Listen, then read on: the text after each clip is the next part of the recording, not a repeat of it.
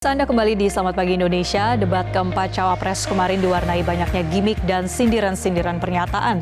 Gimik yang dipertontonkan oleh calon wakil presiden nomor urut 2 Gibran Rakabuming Raka dalam debat keempat Pilpres 2024 terus mendapatkan sentimen negatif. Apakah ini dinamakan mewakili gaya komunikasi politik anak zaman now?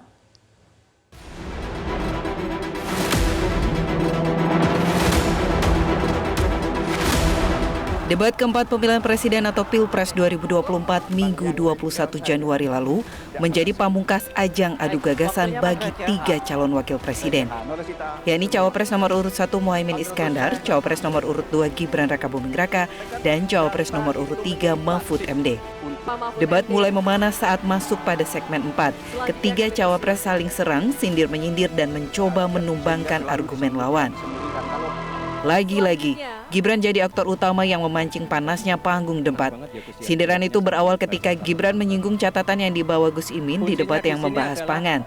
Tidak sampai di situ, Gibran Rakabuming Raka juga melempar pertanyaan soal lithium ferrofosfat atau LFP kepada Gus Imin. Namun, tak diberikan penjelasan hingga sempat ditegur oleh moderator. Saat menjawab, Gus Imin menyinggung soal etika debat. Enak banget ya Gus ya, jawabnya sambil baca catatan tadi. Saya catat sedikit, yang penting ini bukan catatan Mahkamah Konstitusi. Tenang Pak Gibran, semua ada etikanya. Puncaknya saling silang antara Cawapres nomor urut 2 Gibran Rakabuming Raka dengan Cawapres nomor urut 3 Mahfud MD. Gibran membuat gimik soal mencari jawaban Cawapres nomor urut 3 Mahfud MD soal inflasi hijau. Saya lagi nyari jawabannya Prof. Mahfud. Saya nyari-nyari di mana ini jawabannya. Kok nggak ketemu jawabannya?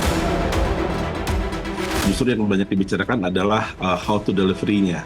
Jadi bukan pada pesannya, bukan pada substansinya. Jadi pada delivery bagaimana menyampaikan pertanyaan, bagaimana menjawab gimmick-gimmick dan hal-hal itu yang justru banyak dibicarakan. Jadi sangat sayang sebetulnya harusnya debat Cawapres yang menurut saya harusnya menjadi bagian yang sangat kuat dalam konteks substansi ini belum terbangun secara lebih kuat. Itu yang disayangkan sebetulnya. Yang menarik, fakta yang tersaji melalui pantauan percakapan di media sosial X, lembaga analis media Drone Emprit menangkap seberapa banyak percakapan yang menyinggung nama tiap Cawapres sepanjang 3 jam pelaksanaan debat. Dari ketiganya, nama Muhaimin dan Gibran yang paling banyak disebut. Walau bersaing di percakapan terbanyak, sentimen yang diterima Gibran berbanding terbalik dengan Muhaimin. Gibran yang pada debat sebelumnya tampil memukau, kali ini mendapat sentimen negatif tertinggi, yakni 60%. Sebaliknya, Gus Imin yang merupakan pasangan Capres Anies Baswedan meraih sentimen positif paling besar, mencapai 80%. Sedangkan sentimen positif terhadap Cawapres nomor urut 3 Mahfud MD ada di angka 79%.